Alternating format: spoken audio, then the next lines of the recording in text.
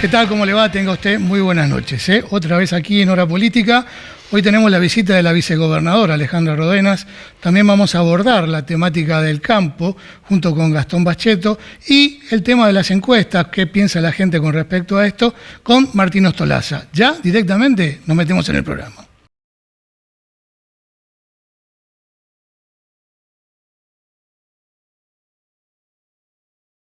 Cámara de Senadores de la Provincia de Santa Fe, bregando por el bienestar de todos los santafesinos. Diseño, calidad, experiencia.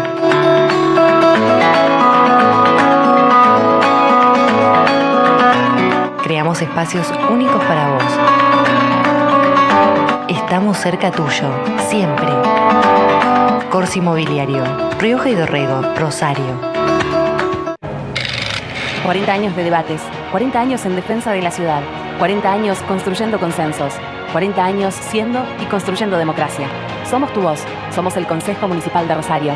Cuando jugás oficial con la Lotería de Santa Fe, estás contribuyendo al bienestar de la provincia porque las utilidades son distribuidas favoreciendo la salud y la discapacidad, la educación y la minoridad, el deporte y la cultura, el turismo y la producción de los santafesinos. Lotería de Santa Fe. Ganás, ganamos.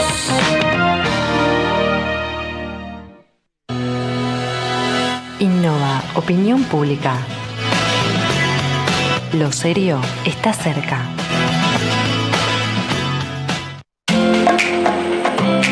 Cámara de Diputados de la Provincia de Santa Fe.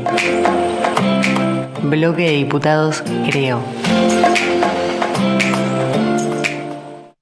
Rosne Wines. Desde 2007 nos especializamos en el asesoramiento de bebidas, quesos, fiambres y delicatessen nacionales e importadas. Contamos con un sommelier en la firma y envíos a domicilio sin costos. Aceptamos todos los medios de pago y los mismos los puedes hacer sin moverte de tu casa. Rosne Wines. Visítanos en Alvear 273 y Güemes 2533, Rosario.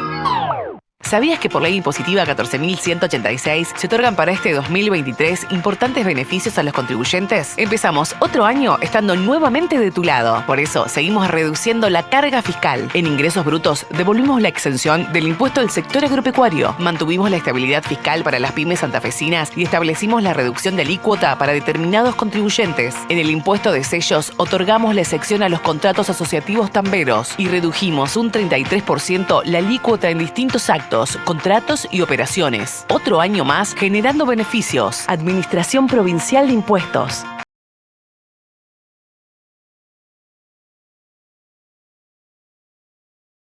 Bien, le damos la bienvenida a la vicegobernadora Alejandra Rodenas. Alejandra, bienvenida. Gracias, un placer estar. Me voy un poquito más para atrás, sí, ¿no? No hay porque problema. Estos son unos asientos como estés cómoda.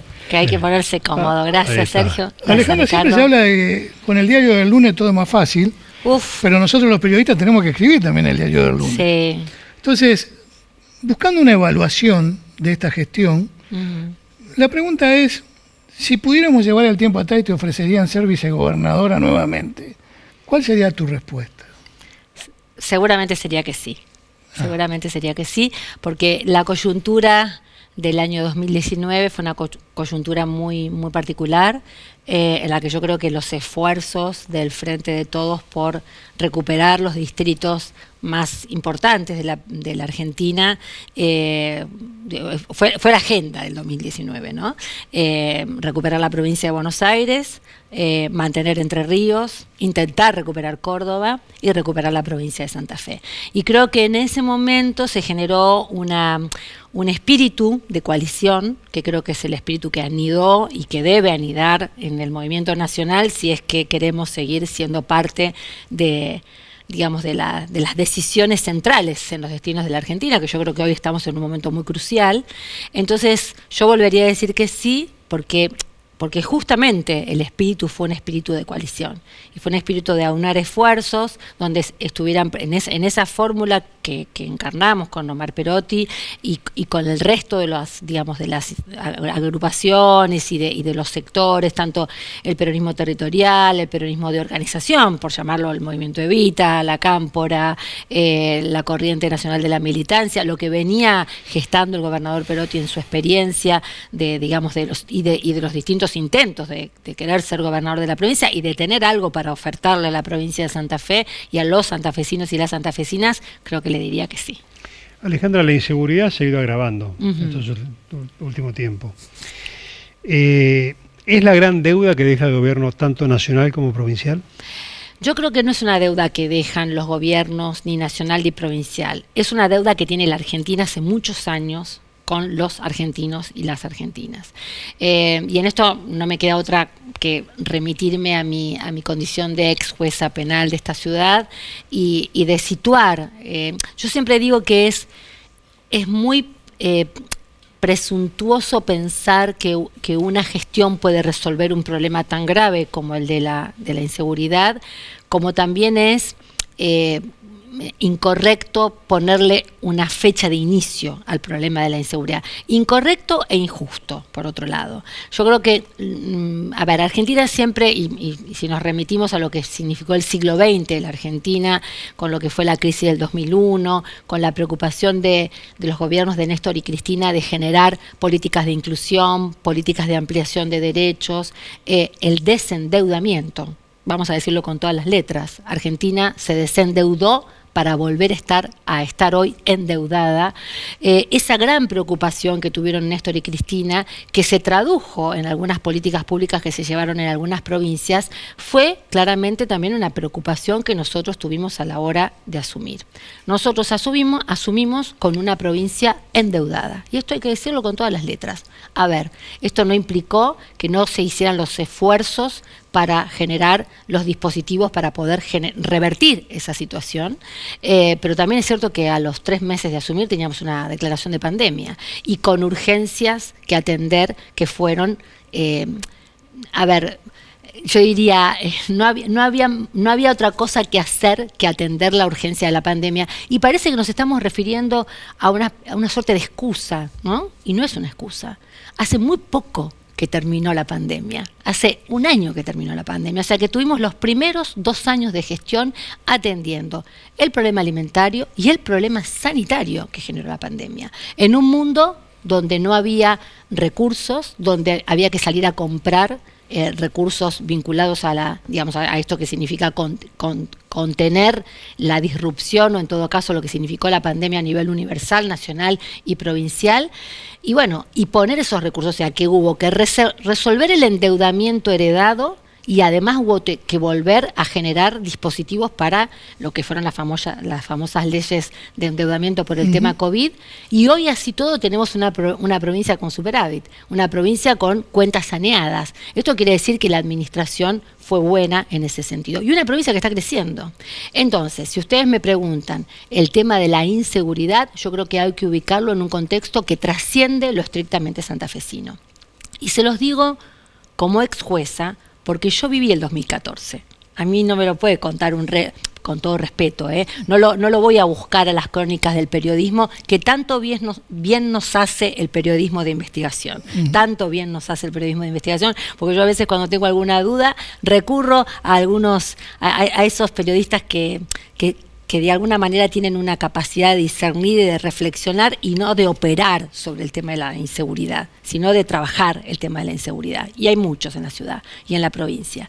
Y yo viví el 2014 y el amesetamiento que hubo del número de muertes, sobre todo más que el número de muertes en sí mismo, que es muy doloroso, el número de los daños laterales que genera la disparada de la narcocriminalidad. Con el desembarco de las fuerzas federales en Santa Fe, la curva se amesetó y se sintió mayor tranquilidad en los barrios. ¿Qué significa esto? Que cuando el gobernador plantea 2 cuestiones que son fundamentales para mí. Una es el desembarco de fuerzas federales y la otra es la reforma de la justicia federal, que esto felizmente ya tiene sanción, obviamente va a tener un largo recorrido hasta que esto se ponga en funcionamiento, pero ¿por qué digo lo de la justicia federal? Porque yo fui jueza provincial y nosotros sabíamos lo que era trabajar en soledad. Supimos, y digo en plural porque yo no fui la única, hubo muchos ex colegas míos comprometidos que se siguen comprometiendo en la lucha contra el narcocrimen y contra las economías delictivas conexas. Entonces, ¿qué quiero decir con esto? Había una gran necesidad de generar esos dispositivos, vuelvo a repetir, el desembarco de las fuerzas federales y una justicia federal no más comprometida, más fuerte, porque ese es el tema, con mayor presencia en el territorio, que yo no digo que van a resolver el problema, pero sí van a, de alguna manera, aliviar el dolor que está sufriendo la gente, ¿no? Hubo un caso que la pregunta es, si le pasa a la vicegobernadora, quien fue jueza, ¿qué le queda para el ciudadano común? Recientemente la justicia se tuvo que salir a aclarar una situación de un allanamiento en la isla, supuestamente una propiedad suya, y digo, se generó todo hasta como si fuera una verdad revelada, y usted misma tuvo que salir a especificar. Digo, ¿qué nos queda a nosotros?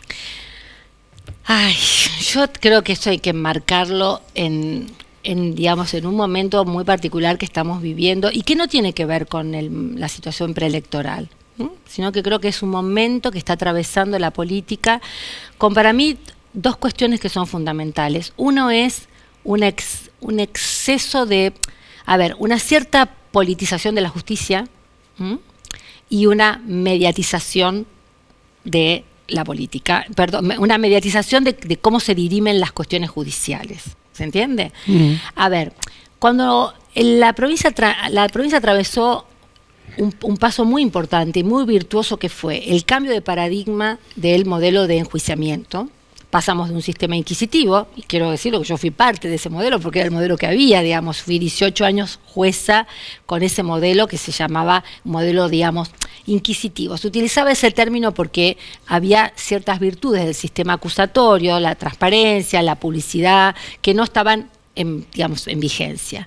Ese tránsito entre un modelo y otro, que fue un tránsito necesario, virtuoso, de hecho el primer movimiento lo hace el ingeniero Bey en relación en pos de que eso se pusiera en marcha, tenía como una premisa fundamental, que era que el sistema adquiriese determinada publicidad, ¿no? O sea, que los actos de los jueces salieran de esta cuestión críptica, cerrada, o sea, tomar la indagatoria a alguien y que esto no se supiera ni cómo, ni cuándo, ni dónde siempre eran en los despachos judiciales, pero digo, esto que después ahora aparecen como las audiencias públicas que se transmiten, a la que la sociedad puede acceder, en todo caso los periodistas acreditados también. Yo creo que no hay que confundir eso con dirimir las cuestiones a través de los medios de comunicación. Porque ahí es donde entramos en una confusión. Primero porque la cuestión técnica es muy difícil de comprender. Entonces la sociedad no tiene por qué saber la diferencia entre una audiencia imputativa, una audiencia de conciliación, una audiencia para un juicio abreviado. Son cuestiones muy técnicas. Esto es como si un médico todo el tiempo transmitiese sus operaciones. O sea, habría cosas que las podemos entender y cosas que no las podemos entender. Entonces, fíjense lo que me pasa a mí. Yo tuve que recurrir frente a esto que vos mencionás, Sergio, y te lo agradezco que lo digas en este ámbito y que yo tenga la posibilidad de aclararlo, incluso a través de este medio. Hubo un episodio, un allanamiento, una confusión, los fiscales lo dijeron, lo aclararon incluso en el año 2019, cuando yo fui candidata junto con Omar, lo aclararon, dijeron que se había tratado de una lamentable confusión entre casas linderas, manifestaron claramente que no había ningún vínculo mío con Alvarado. De hecho, yo en el año 2012 fui quien tramitó el exhorto del fiscal Patricio Ferrari, que dio por resultado la primer detención de Alvarado en la provincia de Santa Fe. Ahora, por X motivos, que no me pregunten las razones, pero tengo que pensar en algún tipo de especulación preelectoral, esto vuelve a surgir, vuelve a aparecer, y tuve que presentarme el 11 de abril ante el Ministerio Público de la Acusación. Los fiscales tuvieron que nuevamente manifestar con muchísima claridad esto que está aquí, que lleva las firmas del fiscal Eder y el fiscal Echapapietra, de que no hay ningún vínculo, ningún curso de investigación que me vincule con Esteban Alvarado. Y la verdad que el único vínculo que tengo con Alvarado es haberlo dejado detenido. Con él y con tantos otros narcocriminales de la provincia de Santa Fe, básicamente de la ciudad de Rosario, estamos hablando de los canteros, que tanto daño le han hecho a la estructura social de nuestra ciudad y que han generado una economía delictiva, que era un poco lo que hablábamos antes, ¿no? Que es la gran deuda que tiene el país entero con los argentinos y las argentinas, y específicamente, lamentablemente, la ciudad de Rosario. La última y cortita. Ya se termina la... Sí. No, porque hubo un caso emblemático, Alejandra, que fue el caso de senador Traferri, donde hay una suerte para la sociedad, ¿no? Bueno, la protección de la corporación política, de todos los colores, para que el senador finalmente no se presente ante la justicia. ¿No sería más claro que se pusiera a disposición de la justicia y aclare lo que tenga que aclarar? Mira, por lo que tengo entendido, yo no soy su abogada, nosotros compartimos un espacio político, por eso creo que me lo estás preguntando. A ver, yo lo que creo es que nosotros tenemos que ser respetuosos de la institucionalidad. La institucionalidad vigente establece que el sistema de fueros en la provincia de Santa Fe es un sistema más duro en términos de la protección de la palabra de los legisladores que el sistema nacional, que es un tanto más laxo. Habría que ver si se avanza en una modificación de la Constitución. Mientras tanto, lo que rige es la ley vigente. Ahora, ya con respecto a este tema y con respecto a la presentación o no del senador Traferri, tiene que ver con las garantías que estimo que él pretende que existan con respecto a la ecuanimidad de la prueba colectada. Yo en esto, mira, y sabes qué, te voy a decir una cosa, la colecta de la prueba, la colecta de la evidencia, porque también estamos con esto, ¿no? Fíjate vos, yo tuve que aclarar, después de haber sido una de las juezas, de las tantas juezas, porque fuimos un grupo de jueces, que tuvimos un fuerte compromiso con lo que significaron los procesamientos de todo el clan Alvarado, la intervención en la causa de todo el clan Cantero, la intervención en la causa de Alvarado, claramente que después obviamente surgieron otras líneas de investigación que se trabajaron, felizmente tuvieron que ver con acciones concretas que llevaron hoy los fiscales. Hay que ver qué prueba tenés y cuáles son los hechos que se le atribuyen. Entonces ahí ya es una opinión que a mí no me corresponde, ¿no? Que le correspondería que vos le hicieras esta pregunta o a él o a sus abogados. Yo creo que el sistema de fueros es un sistema que genera cierta tensión en la sociedad porque aparece como un privilegio, que no es tal, en todo caso, que no es tal, porque más que un privilegio es una cualidad de la que forma parte de la voz, o en todo caso del hacer de los legisladores, pero que no hay que confundirlo. Tener fueros no significa que te ampares en hechos delictivos. Tener fueros implica que se cuide tu actuación como legislador. Y en todo caso habrá que ver si las evidencias son lo suficientemente contundentes como para que este senador decida su presentación o no. Alejandra, muchas gracias. Gracias a ustedes. Gracias. Seguimos en Hora Política.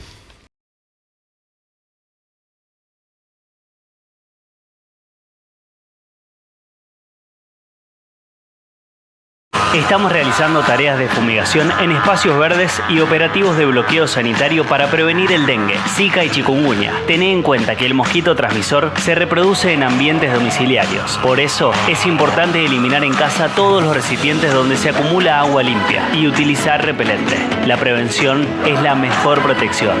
Hacemos nuestra parte. Municipalidad de Rosario. Todos, pero todos, hace 45 años compramos en el Emporio. Todos los modelos, muchas marcas, para todas las personas. Todos, sí, todos compramos en el Emporio. Seguinos en nuestras redes que se vienen grandes sorteos. El Emporio de la Zapatilla. 45 años caminando con vos.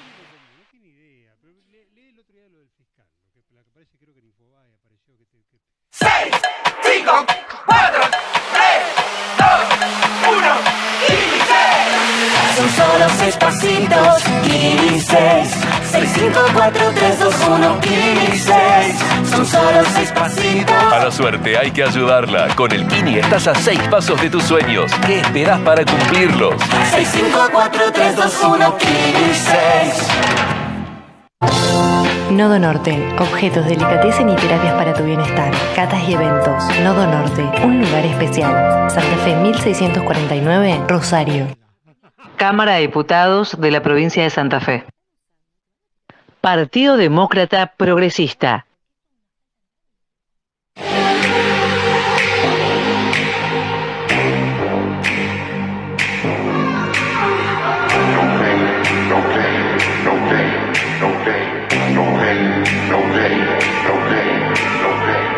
Push yourself to the limit, play the game, that's it, no pain, no gain. ¿Sabías que por ley impositiva 14.186 se otorgan para este 2023 importantes beneficios a los contribuyentes? Empezamos otro año estando nuevamente de tu lado. Por eso, seguimos reduciendo la carga fiscal. En ingresos brutos, devolvimos la exención del impuesto del sector agropecuario. Mantuvimos la estabilidad fiscal para las pymes santafesinas y establecimos la reducción de alícuota para determinados contribuyentes. En el impuesto de sellos, otorgamos la excepción a los contratos asociativos tamberos y redujimos un 33% la alícuota en distintos actos, contratos y operaciones. Otro año más generando beneficios. Administración Provincial de Impuestos.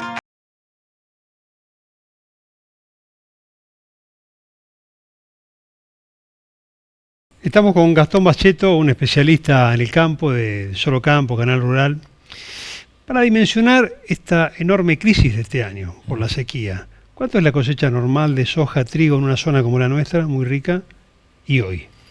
Ricardo, bueno, Sergio, gracias por la invitación.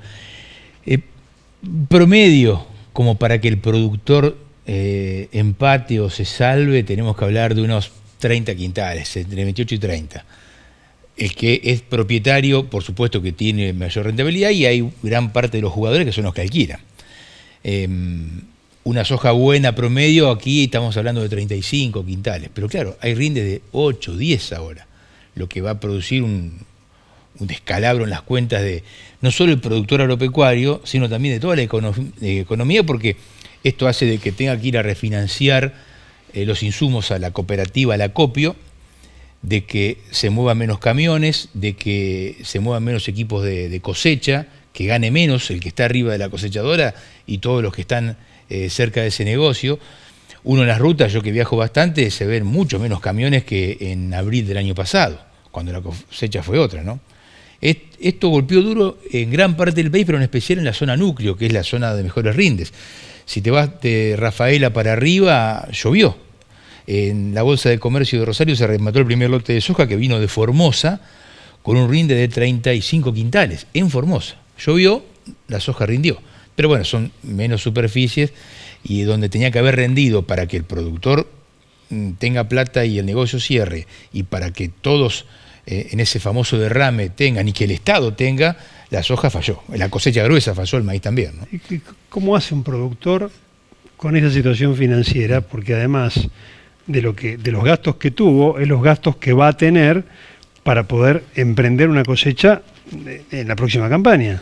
Lo peor no se ha visto en el campo, y creo yo que esto va a repercutir a nivel nacional de caja también, porque ese movimiento que empezaba a verse ahora no se va a ver, y hay que llegar a la gruesa del año pasado, porque la cosecha fina es menor en cantidad de hectáreas, en importe, en cantidad de quintales, en plata.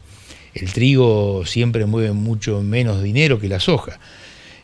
Bueno, como hace, va a tener que golpear la puerta de los proveedores de insumos, ya lo está haciendo. Las cooperativas se están preparando. Si vos traes acá y sentás a la gente de ACA, la gente de AFA, te va a decir que hoy el principal problema del asociado es, bueno, no inviertan y sí financien un año la campaña que los productores no van a poder de su bolsillo financiar este año. Creo que ahí no se puede esperar mucho de la banca pública ni privada, con una tasa de el 100% más, va a ser muy difícil financiar, y creo que los actores, ya sea proveedores de insumos, van a ser los que más van a tener que bancar al productor para esperar un año, ¿no? Y esperar que llueva para que el año que viene puedan recuperarse de este año y arrancar de nuevo a normalizar el negocio del campo, ¿no? Y uno de los, disculpame, va a cambiar un poco el negocio. No te digo que era necesario esto, porque no es así, pero sí va a cambiar un poco el negocio de los alquileres. el hecho de tener buenas cosechas hizo de que muchos grandes productores o actores que venían de fuera del negocio hayan distorsionado el precio de los alquileres. El productor tradicional muchas veces no pudo alquilar el campo del vecino, el campo que alquilaba, porque lo corrieron con un precio en quintales fijos. Hay zonas buenas que se han llegado a pagar 20, 25 quintales, una aberración, una barbaridad. Bueno, esos jugadores se van a retirar y quizás vuelvan a entrar los que alquilaban históricamente esos campos, ¿no? Lamentablemente hay que esperar estas situaciones extremas para que el mercado del alquiler de campo se normalice, porque todos sabemos que en la agricultura, no tanto en la ganadería o la lechería, pero sí la agricultura, la mitad de los productores producen su campo y la otra mitad son de gente que alquila, los dueños de los campos, ¿no? La discusión siempre se establece en otros parámetros cuando hablamos en la ciudad. O son los oligarcas, o los grandes terratenientes, los millonarios, o está la gente sacrificada, que es un sacrificio trabajar el campo, y estamos en esa dicotomía permanente. Este contexto de la sequía y el impacto que vos bien describís, ¿cómo golpea al ciudadano común, digamos? Claro. Mira, en el campo, como en todos los rubros, tenés de todo. Tenés el gran terrateniente que especula con estas circunstancias para buscar los recursos y caerle al productor chico que a veces no puede pasar una sequía como esta. Tenés de todo. El que más lo sufre es el que menos tiene, como en todos los sectores, ¿no? Como en todas las economías. En las ciudades chicas y los pueblos pequeños, yo soy de una ciudad como San Genaro que tiene 10.000 habitantes. Estoy en un contexto de todos pueblos y ciudades chicas. El hecho de que el productor erre una cosecha repercute mucho porque hay una cantidad de actividades que van a la par de la agricultura. La construcción, los que venden autos y camionetas, la gente que trabaja en el campo. Hay una realidad, el campo, la agricultura no da tanta mano de obra en el interior como daba hace 20, 30 años, porque hoy se trabaja menos la tierra, hay menos laboreo, porque bueno, hay más eficiencia en máquinas y esto hace que trabaje menos gente. Donde se mantienen los tambos y la ganadería sí se mantiene la mano de obra. Entonces el efecto derrame es mayor. Pero bueno, se golpea a todos. El más grande por ahí no puede crecer como estaba creciendo, pero el que más lo afecta es el productor más chico, que si no le tiran un salvavidas, le hace muy difícil llegar a la cosecha del año que viene, ¿no? Y en lo que es en la actividad, ya se está notando, porque vos vas a una estación de servicio y hay menos autos o menos camiones cambiando combustible, o en la ruta se ven muchos menos camiones, y esto trae una actividad al costado que realmente también se ve perjudicada por la falta de grano, ¿no? Pero en el caso del trigo, por ejemplo, ¿va a hacer disparar los precios de la panificación? No. Eso es un mito que se ha construido desde la política, que si no había retenciones al trigo, el pan se iba por las nubes, y no es cierto. No, verdad. El costo del pan o de los productos de panificación, la materia prima, es ínfimo. Influye más el costo de la energía, el costo de la mano de obra, el costo del transporte en un kilo de pan que el precio de la harina. Eso está más que comprobado. De todas formas, bueno, está lloviendo un poco más, se esperaban más lluvias para esta fecha. Los pronósticos, que no son infalibles, habla de que va a haber más lluvia que el año pasado. Entonces se espera que el trigo, que no necesita tanta humedad, se pueda desarrollar. De todas formas, no hay humedad para sembrar todavía. Se están esperando unos 50, 60 minutos para poder planificar la siembra del trigo, que dicen que van a llegar. La cosecha del trigo, la campaña del trigo se estima que va a ser buena. De todas formas, hay que sacar el mito de que el precio del pan o de los productos de panificación dependen del trigo, porque eso quedó comprobado que no es así, ¿no? Gastón, estamos en medio de una corrida cambiaria. El gobierno ha intentado con este plan dólar soja 3, bueno, acomodar tipo de cambio que evidentemente ha quedado desfasado, y para el gobierno, para el kirchnerismo, donde el campo ha sido siempre el enemigo de turno, de hecho con las retenciones y bueno, esto que no ha modificado en nada, ¿cuál es la realidad de hoy, para que la gente lo entienda? No se liquida porque los precios no convienen, tu impresión, ¿no? O no se liquida porque realmente no hay mucho para liquidar. Mira, hoy creo que es más la parte de que no hay tanta soja para vender, aunque también tiene que ver que ese dólar de 300 dista mucho del dólar de 400 y pico, que hora a hora está aumentando. Pero ya En los primeros, este es el tercer dólar soja, los dos anteriores se vendió y no está quedando mucho para vender. Eso es una realidad también. El productor no tiene tanta soja guardada para vender.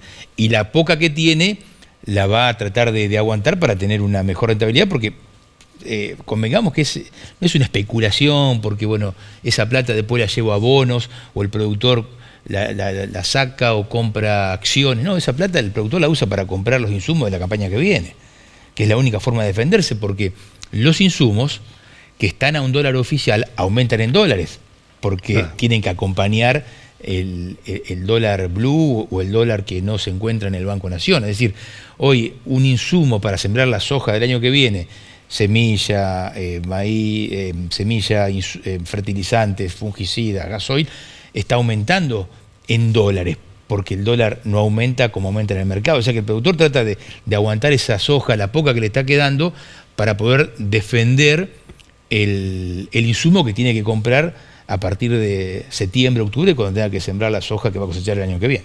Gastón, el próximo gobierno, ¿qué medidas debería adoptar para tratar de resolver esto también, que es un debate eterno con respecto al vínculo con el campo? ¿Qué medida económica te parece que el Estado debería adoptar? Mira, yo, no soy economista, he recorrido varios países por el programa, para hacer coberturas, y hay cosas que no se hacen en ninguna parte del mundo, y nosotros la queremos hacer con un resultado conocido, malo, y la seguimos repitiendo.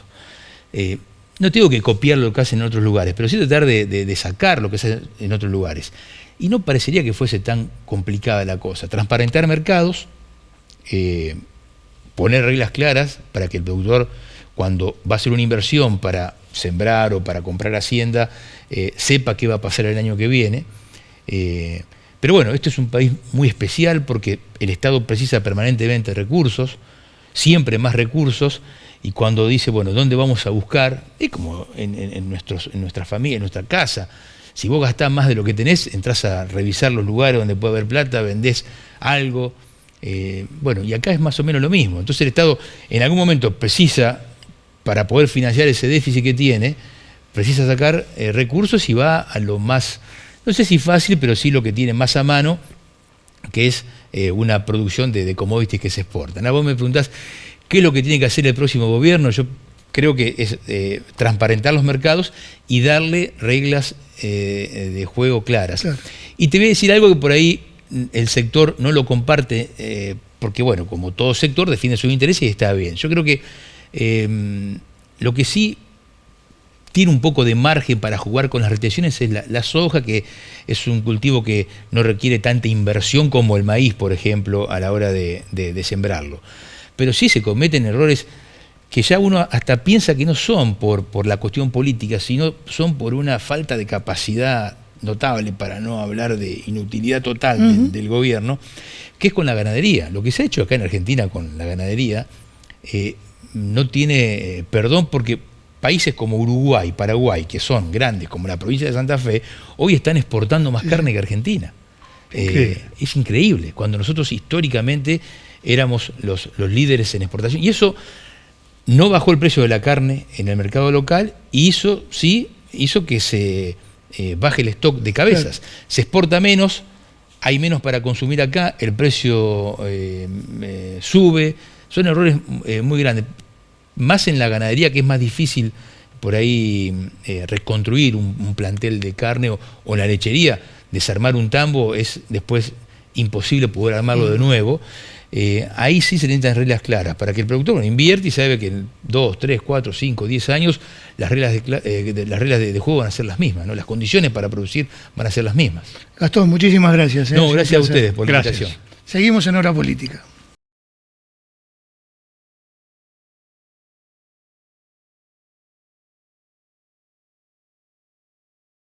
Banco Municipal te ayuda a concretar tu proyecto. Préstamos hasta 5 millones de pesos a tasa fija. Mínimos requisitos. Te esperamos en nuestras sucursales.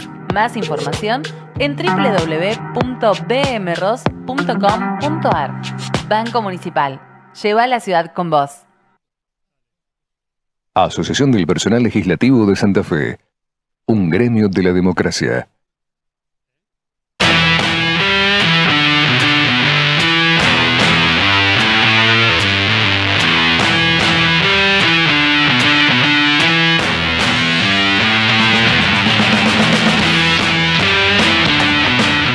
Cuando jugás oficial con la Lotería de Santa Fe, estás contribuyendo al bienestar de la provincia porque las utilidades son distribuidas favoreciendo la salud y la discapacidad, la educación y la minoridad, el deporte y la cultura, el turismo y la producción de los santafesinos. Lotería de Santa Fe. Ganás, ganamos. Rosne Wines.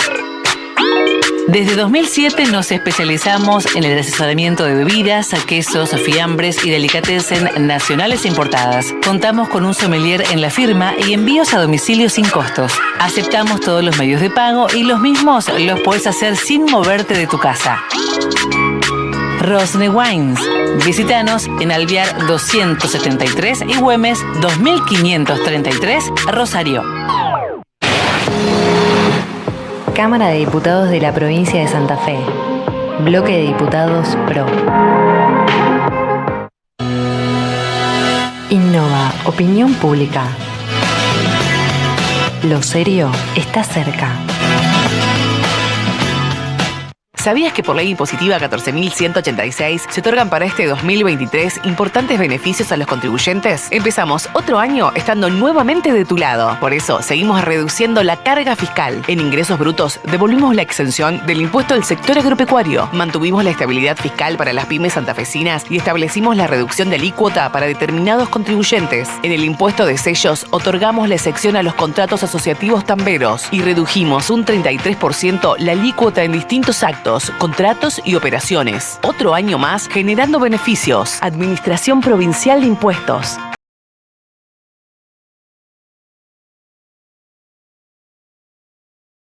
Martín Ostolaza, bienvenido. Hola, ¿cómo están? ¿Cómo estás? Bien. Todo bien. Bueno, cuando salen a hacer su trabajo, las encuestas, los muestreos, digo, ¿la gente le interesa realmente responder? Hay que dividir dos situaciones.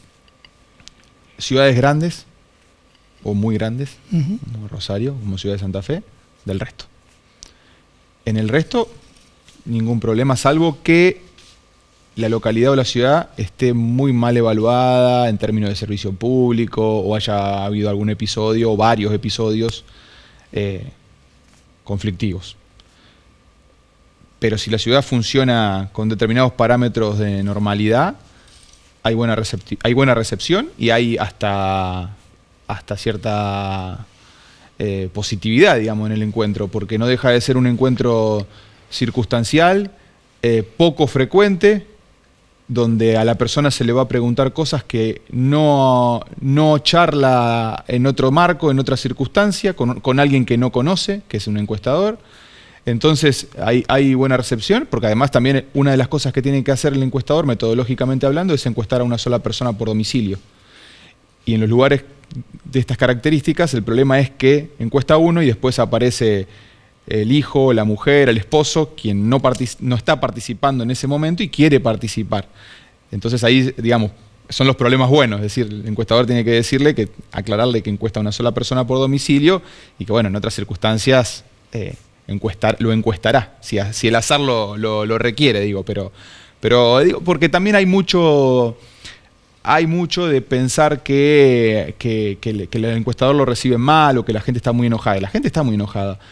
Pero en ciudades donde pero con los políticos estamos. Claro, pero está enojado con el político y encuentra en esa circunstancia una situación donde poder expresarse. De hecho, Dominic Walton, uno de los grandes pensadores de la comunicación política, decía que las encuestas son el megáfono de la opinión pública, es decir, son un momento donde la opinión pública puede expresarse de temas que habitualmente no habla. Distinto es el caso de Rosario. En el caso de Rosario sí hay mayores dificultades, porque hay mayores temores, porque también el ritmo de vida es distinto. Digo, más allá de los problemas que podamos llegar a tener o que acarreamos desde hace buena cantidad de tiempo, y porque a lo mejor sí, hay un nivel de conflictividad social mucho más alto, y bueno, y ahí también entra se tiene en cuenta también que, bueno, en este caso, en el caso de Hapkin y de Rosario, hay un intendente con altos niveles de desaprobación. Yo te iba a preguntar sobre Hapkin, porque revisando diferentes encuestas, más allá de la de ustedes, tiene un componente de voto negativo importante. ¿Cómo lo ves? ¿Temas de gestión o influye muchísimo en el tema? Bueno, obviamente la problemática principal que tiene Rosario es que la inseguridad, narcotráfico, al cual paradójicamente el intendente no tiene posibilidades de solucionarlo en forma directa, porque no tiene poder sobre eso. Sí, no tiene poder, pero a la opinión pública no le importa que no tenga poder. La opinión pública quiere que todos los políticos, sin distinción de categorías o de jerarquías, resuelvan los problemas. Y una de las críticas fundamentales que sale de Hapkin y que la política la toma porque la advierte en los estudios, sobre todo en los estudios cualitativos, es que el intendente describe situaciones sin poder solucionarlas. A lo mejor tiene pocas posibilidades de solucionarlas por esto mismo, porque Hapkin diría no manejo la policía, cosa que es real. Pero como te decía, a la opinión pública eso no le importa. Las lunas de mieles ya no existen más, o son hiper cortitas, en una ciudad con los niveles de problemáticas que tenemos, digamos, la cantidad y la potencia de los problemas que tenemos son más cortitas todavía. Y también pesa que bueno, nunca es un solo factor, siempre es multicausal. Después hay distintas potencias de esas causas. Hapkin asumió diciendo que esta era una ciudad que necesitaba control, y bueno, justamente si algo se advierte es cierto descontrol o episodios de descontrol de distinto tipo, no solamente vinculados a narcotráfico, a inseguridad, también de episodios más domésticos. Esto, extrapolándolo también a la provincia y a la nación, se repite. Ayer lo escuchaba Durán Barba decir que todos los oficialismos, no solamente en la Argentina, sino también en el resto del mundo, están pagando un alto costo por la falta de respuestas a las necesidades elementales de la sociedad. ¿Esto pasa en la Argentina también? Sí, sin duda. Bueno, habría que evaluar a partir del 2023 con nuevos mandatarios, porque este gobernador, este presidente también apenas encontró la pandemia, como un elemento que rompe, rompe toda la normalidad en realidad. Entonces ahí como que no sabríamos cuánto hubiese durado una luna de miel en determinados contextos más normales, si se quiere. Esto funcionó al revés, En los análisis se decía que lo mejor que le podría haber pasado, que lo mejor que le pasó a Alberto Fernández como figura política fue justamente la pandemia, porque terminada la pandemia se vino a pique en términos de imagen y de aceptación. Entonces, la luna de miel en este caso fue la pandemia para esos oficialismos. En el caso de Perotti, no a los niveles de Alberto Fernández, pero más o menos lo mismo. Los oficialismos tuvieron picos impresionantes de aceptación hasta, te diría, fines del 2020. Martín, falta 3 meses y algo para las PASO, 5 y pico para las elecciones. Pongamos esta foto. Chile, faltando de tiempo, Boric no estaba en la órbita. Perú, Castillo, que duró también un suspiro, pero tampoco estaba en la órbita. Ahora, en Argentina algo paradójico. En mayo del 2019, a ver si se acuerdan, estuvo esa foto donde apareció Miguel Pichetto, Sergio Massa, Juan Schiaretti y Urtubey, en la oficina de Guillermo Seita. La ancha avenida del medio. La alternativa federal. Bueno, lo que pasó después... No duró, fue una foto. Duró una foto. Ahora, ¿puede pasar algo así en Argentina, en este escenario que tenemos hoy? Puede pasar en el peronismo. En las otras fuerzas pareciera haber ya mayores certezas sobre sus competidores y sobre... Pero alguna aparición estilo Boric, fuera de Milei, ¿no? No, me parece que ya el esquema está dividido en 3/3. No hay demasiadas, no hay opciones que puedan llegar a romper, me parece, esos 3/3. Sí puede pasar en el peronismo, y eso puede hacer que el peronismo haga una elección un poco más competitiva o no.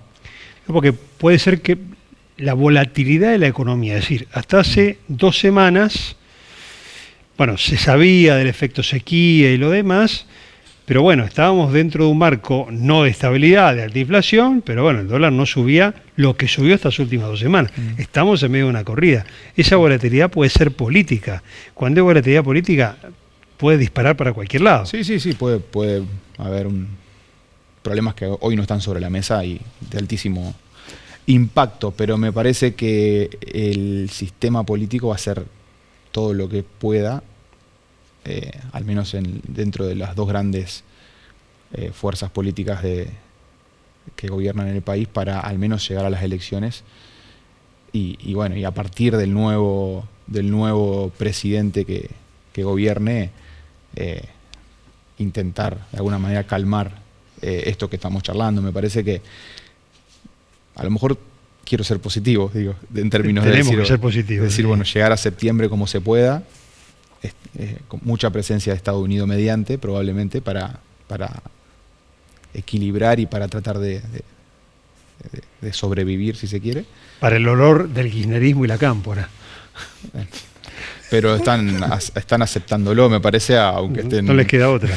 No hay demasiadas opciones. Hay una consulta que te quería hacer, porque si bien es cierto que los oficialismos pagan un alto costo, pandemia mediante y todo lo demás, también es verdad que no aparecen alternativas que terminen de seducir al público.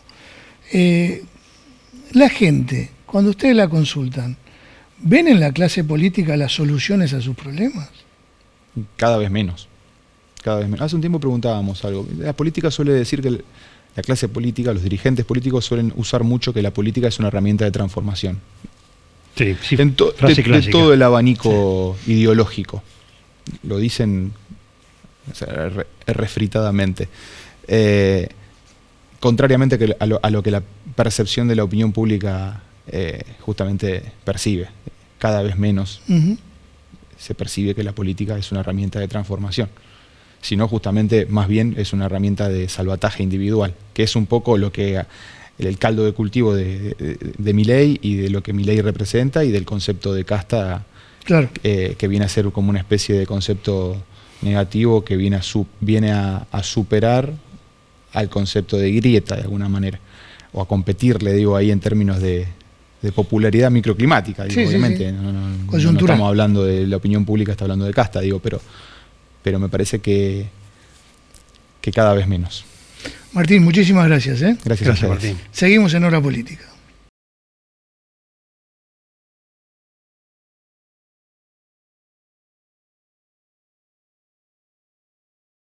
Perdón que estamos rompiendo, pero había que arreglar bien. La ciudad está en obra. Municipalidad de Rosario. Nodo Norte, objetos, delicatessen y terapias para tu bienestar. Catas y eventos. Nodo Norte, un lugar especial. Santa Fe 1649, Rosario. Escuchar para legislar, dialogar para garantizar derechos y construir una provincia más justa.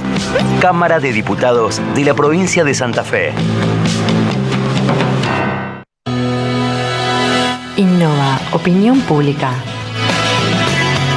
Lo serio está cerca. 6, 5, 4, 3, 2, 1, y 6. Son solo 6 pasitos, y 6. 6, 5, 4, 3, 2, 1, y 6. Son solo 6 pasitos. A la suerte hay que ayudarla. Con el Kini estás a 6 pasos de tus sueños. ¿Qué esperás para cumplirlos? 6, 5, 4, 3, 2, 1, y 6. Cámara de Diputados de la provincia de Santa Fe. Bloque de Diputados Unión Cívica Radical. Todos, pero todos, hace 45 años compramos en el Emporio. Todos los modelos, muchas marcas, para todas las personas. Todos, sí, todos compramos en el Emporio. Seguinos en nuestras redes que se vienen grandes sorteos. El Emporio de la Zapatilla. 45 años caminando con vos.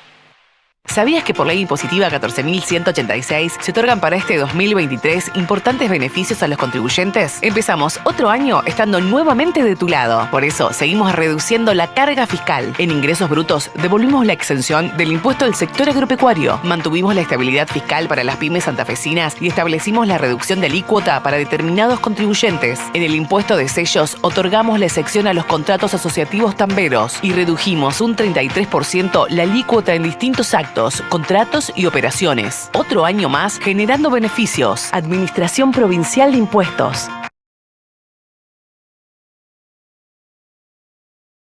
Bien, novedades en economía, no es para menos, este lunes viene movido. Sí, este lunes venimos en corrida. Sí. Venimos en carrera cambiaria. Hoy el dólar estaba cerrando en 4.62 en Buenos Aires, 4.70 aquí en Rosario. Y es una corrida que asoma como imparable. Hace una semana que el gobierno no puede hacer absolutamente nada para frenar esto, por varias razones. No tiene dólares, primer arma de fuego que tiene un gobierno contra eso. No tiene plan, que ya no lo va a tener, y no tiene credibilidad. Digamos, estos tres factores que son fundamentales para lidiar contra una corrida, el gobierno no los tiene. ¿Qué pasa? En estos precios de dólar blue, que es el que se está operando, porque también se están parando los otros dólares paralelos, la inflación va en aumento. Sí.